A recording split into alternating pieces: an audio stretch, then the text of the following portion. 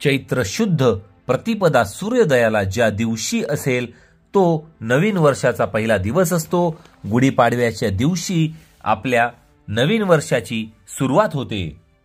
या दिवशी सकाळी घरोघरी गुढ्या उभारून तोरणे लावून नवीन वर्षाचे स्वागत केले जाते। आपली कालगणना हजारो वर्ष जुनी आहे।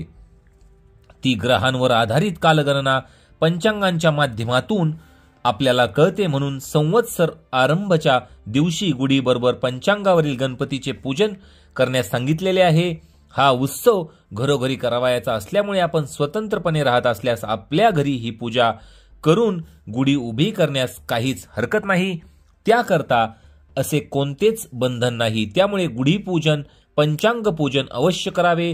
गुढी पूजनाकरता कोणताही विधी नाही। गुढी उभी करणे हे मांगल्याचे प्रतीक आहे। त्यामुळे मंगलमय वातावरणामध्ये तयार व्हावे, याकरता जे काही करता येण्यासारखे असेल ते सर्व करावे। गुढी उभी करण्यासाठी आपण जी काठी वापरणार आहात ती स्वच्छ धुवून पुसून घ्यावी। त्याला रेशमी वस्त्र बांधून त्यावर एखादे चांदीचे भांडे किंवा घरातील कोणतेही स्वच्छ भांडे ठेवावे। गुढीला कडुलिंबाची पाने, आंब्याच्या डहाळ्या बांधाव्यात, साखरेची माळ घालावी। जिथे गुढी उभी करावयाची आहे ती जागा स्वच्छ करून रांगोळी काढावी। अंघोळ करून त्या जागी गुढी बांधावी व हळद कुंकू फुले वाहून तिची पूजा करावी।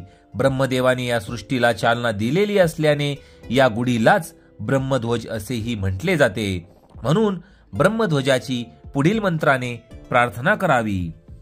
ब्रह्मध्वज नमस्तेस्तु सर्वाभीष्ट फलप्रदः प्राप्ते स्मिन् वत्सरे नित्यम मदगृहे मंगल कुरु। हा मंत्र मी तुम्हाला जो दिलेला सांगितला आहे तो मी तुम्हाला डिस्क्रिप्शन मध्ये देखील देणार आहे, तो आपण पाहावा आणि त्या मंत्राने आपण प्रार्थना करायची आहे ब्रह्मध्वजाची म्हणजेच गुढीची। ही प्रार्थना झाल्यावर पंचांगाचे पूजन करून नवीन वर्षाचे पहिल्या दिवसाचे पंचांग वाचावे। त्यानंतर कडुलिंब, गूळ, जिरे आदी घालून केलेले कडुलिंबाचे पाणी घ्यावे। त्यानंतर वर्षभरातील महत्त्वाच्या घटना, पीक पाणी यांची माहिती करून घ्यावी। सकाळी लवकर गुढी उभी करावी आणि सूर्यास्ताच्या सुमारास नमस्कार करून ती पुन्हा उतरवून ठेवावी।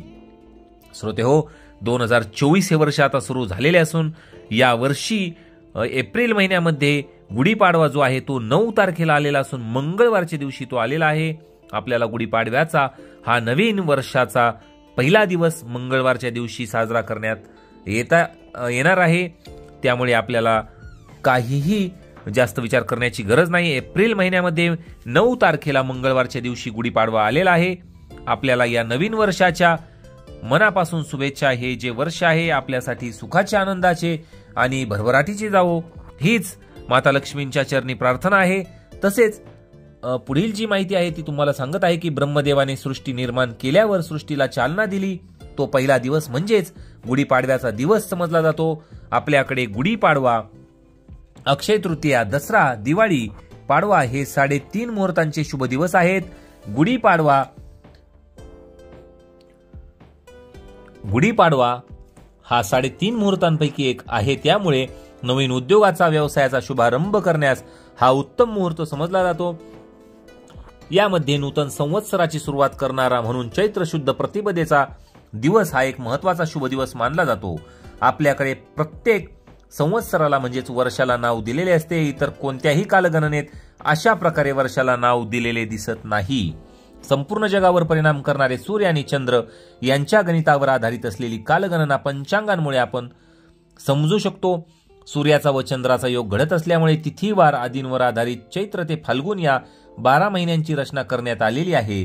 काही धर्मांमध्ये केवळ सूर्याचाच विचार करून वर्षमान ठरवले जाते, तर काही धर्मांमध्ये केवळ चंद्राचाच विचार करून वर्षमान ठरवले जाते। मात्र चैत्र ते फाल्गुन या वर्षमानासाठी सूर्य आणि चंद्र या दोघांचाही विचार केल्याने निसर्गाचा समतोल कालगणनेशी साधता येतो।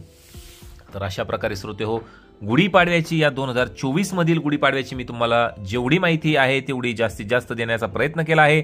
अजूनही गुढीपाडव्याची काही माहिती असल्यास आपल्याकडे त्यावर व्हिडिओ बनवला जाईल। त्यामुळे आपण चॅनलवर नवीन असताल तर चॅनलला सबस्क्राईब करा।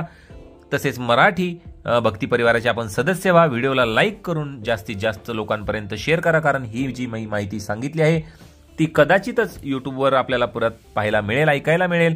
त्यामुळे व्हिडिओला जास्तीत जास्त शेअर करा. एप्रिल महिन्यामधील दुसरा जो महत्त्वाचा सण असणार आहे तो श्रीरामनवमी असणार आहे. आपल्याला माहितीच आहे की श्रीरामनवमी एप्रिलमध्ये 17 तारखेला बुधवारच्या दिवशी आलेली आहे. तर त्याविषयीचा आपण वेगळा व्हिडिओ बनवणार आहोत. भेटूया लवकरच पुढील व्हिडिओमध्ये. धन्यवाद.